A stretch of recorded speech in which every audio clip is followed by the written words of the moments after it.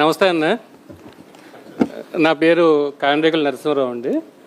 గత 35 సంవత్సరాలుగా ఈ ఆక్వా ఫీల్డ్లో ఉన్నామండి.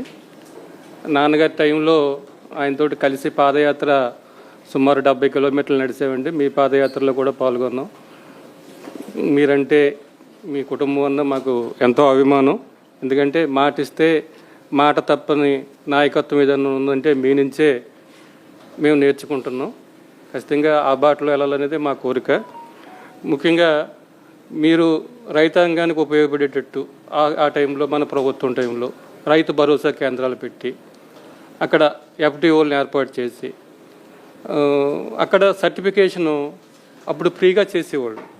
ఈ రోజున సర్టిఫికేషను మనకు ఏదన్నా రూపాయిన్నర కరెంట్ రావాలంటే సర్టిఫికేషన్కి 1000 రూపాయలు అయితే వాళ్ళ కమిషను 4000 రూపాయలు అవుతుంది. ఎకరానికి 5000 రూపాయలు ఇస్తేనే కానీ మనకు అర్జెంటుగా ఏదైనా ట్రాన్స్ఫారం పెట్టుకోవాలంటే ఈ రోజుని రానటువంటి పరిస్థితి. అదేవిధంగా మనకి అప్పుడు ఇంటిగ్రేటెడ్ ల్యాబ్స్ మీరు ఏర్పాటు చేశారు. కాన్స్టిట్యున్సీకి వచ్చి సుమారుగా దరిదాపు 1 కోటి రూపాయలు ఎంత ఖర్చు పెట్టారు. ఆ ల్యాబ్స్ ద్వారా భూసార పరీక్షలు అవునాయి, వాటర్ టెస్ట్లు అవునాయి. మొత్తం అన్నీ కూడా మనం మేతలు కూడా మనకి రైతు భరోసా ద్వారా మేతలు కూడా మనం సప్లై చేయడం జరిగిందండి.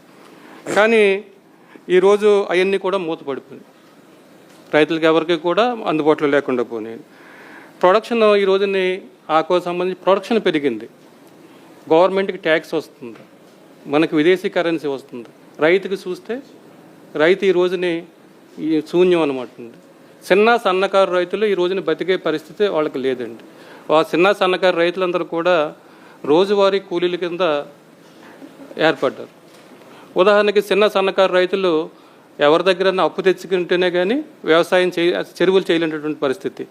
అప్పు తెచ్చుకోవాలంటే ఆ ఎంఆర్పి రేటు మీద 10% ఎక్స్ట్రా తీసుకుంటున్నారు.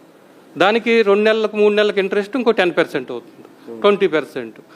ఇంతకుముందు మా సోదరులందరూ చెప్పినట్టు ఏదైనా పార్టీ కౌంట్ వచ్చి ఏదైనా 30% మిగిలిందో 20% మిగిలితే ఆ దళారులకి ఆ 20% వాళ్ళకి వెళ్ళిపోతుందండి.